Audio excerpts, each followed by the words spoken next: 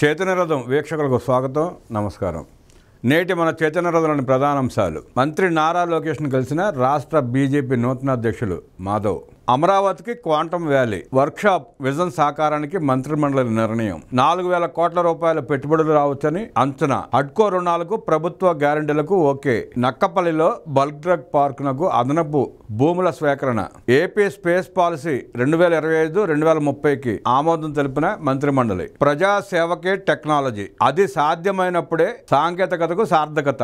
ప్రజలపై వైద్య ఖర్చుల భారం తగ్గించాలి. సాగు మొదలుకొని మార్కెటింగ్ వరకు రైతుకు అండగా నిలబడాలి. నాణ్యమైన విద్యతో పేదల భవిష్యత్తును తీర్చిదిద్దాలి. గేట్స్ ఫౌండేషన్ కార్యక్రమాలపై చంద్రబాబు సమీక్ష.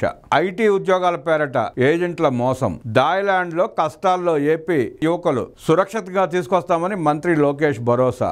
ఇలాంటి సంఘటనల నివారణకు ప్రభుత్వం చర్యలు. ప్రత్యేక హెల్ప్ లైన్ ఏర్పాటు చేశామని వెల్లడి. హెల్ప్ లైన్ ను వినియోగించుకోవాలని యువతకు సూచన. మహిళల పట్ల వైసీపీ తీరు సిగ్గుచేటు అని మండిపడ్డారు నారా భువనేశ్వరి. ప్రసన్న వ్యాఖ్యలు ఆ పార్టీ వైఖరిని బయటపెట్టాయన్నారు భువనేశ్వరి. ప్రశాంత్ రెడ్డికి సంఘీభావం తెలిపిన నారా భువనేశ్వరి గారు. పరామర్శల పేరుతో విధ్వంసకర ర్యాలీలు, పక్కా ప్రణాళికతోనే జగన్ పర్యటనలు. శాంతి భద్రతల సమస్యలు సృష్టించే కుట్ర.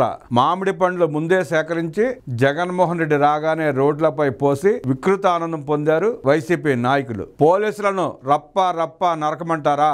జగన్మోహన్ రెడ్డి బంగారుపాళ్యం పర్యటనపై మంత్రి అచ్చెన్న ధ్వజం. రైతులకు తీపి కబురు అందించిన ప్రభుత్వం.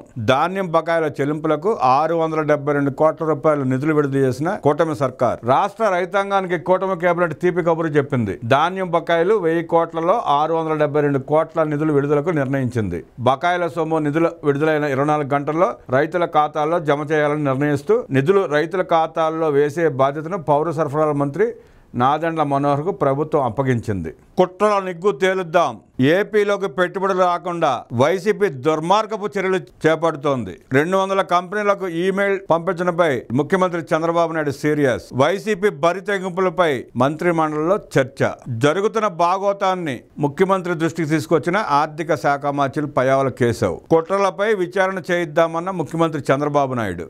బ్రాండ్ ఇమేజ్ ను దెబ్బతీస్తున్నారంటే తీవ్ర ఆగ్రహం వ్యక్తం చేసిన చంద్రబాబు. వైఎస్ఆర్ కాంగ్రెస్ పార్టీ చేపడుతున్న దుశ్చర్యలను, బాగోతాలని ప్రజల్లోకి తీసుకువెళ్లాలని మంత్రులకు దిశానిర్దేశం చేసిన ముఖ్యమంత్రి చంద్రబాబు నాయుడు. నేడే మెగా టీచర్స్ ఈవెంట్ 2.0 సరికొత్త రికార్డు దిశగా సమావేశం. రాష్ట్ర వ్యాప్తంగా ప్రభుత్వ పాఠశాలలు హాజరు కానున్న టీచర్లు, విద్యార్థుల తల్లిదండ్రులు సుమారుగా 2 కోట్ల పైన హాజరయ్యే అవకాశం ఉందని అంచనా. గిన్నిస్ బుక్ రికార్డు సాధించే అవకాశం ఉందన్న అధికారులు. పుట్టపర్తి నియోజకవర్గం కొత్త చెరువుల్లో పీటీఎం హాజరు కానున్న ముఖ్యమంత్రి నారా చంద్రబాబు నాయుడు, మంత్రి నారా లోకేష్.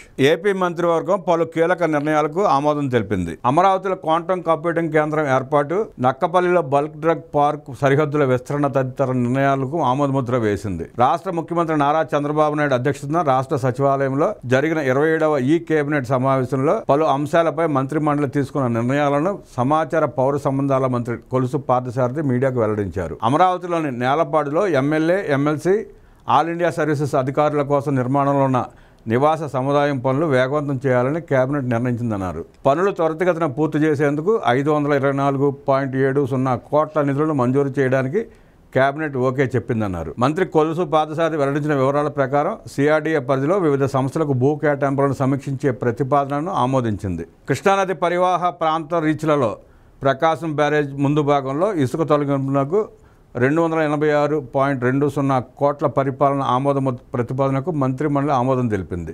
జల వనరుల శాఖలోని సిఈల ఆధీనంలో 71 పనులను కొనసాగించేందుకు కేబినెట్ ఓకే చెప్పింది. నెల్లూరులోని రాళ్లపాడు మధ్య తరహా నీటిపారుదల ప్రాజెక్టు కుడి ప్రధాన కాలువ అత్యవసర మరమ్మతులకు 22,50,000 పరిపాలన ఆమోదానికి మంత్రి మండలి ఆమోదం తెలిపింది.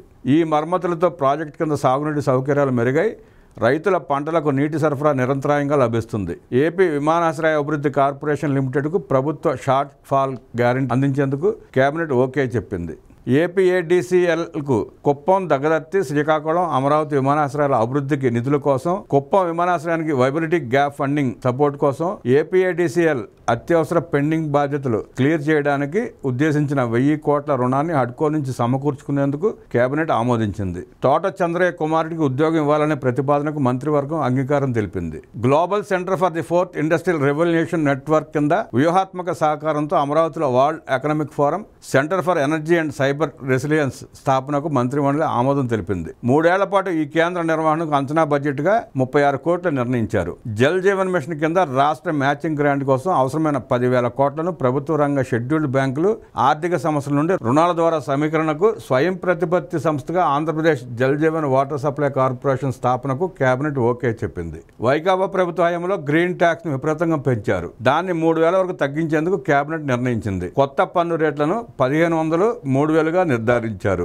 ఈ నిర్ణయంతో 9,56,429 మందికి లబ్ధి చేకూరనుంది. అమరావతి క్వాంటమ్ కంప్యూటింగ్ సెంటర్ ఏర్పాటుకు మంత్రిమండలి ఆమోదం తెలిపింది. 2025 జూన్ 30న జరిగిన అమరావతి క్వాంటమ్ వ్యాలీ వర్క్షాప్లో ప్రతిపాదించిన విజన్ను సాకారం చేయడంలో కీలకమైన మైలురాయిగా ఇది నిలవనుంది.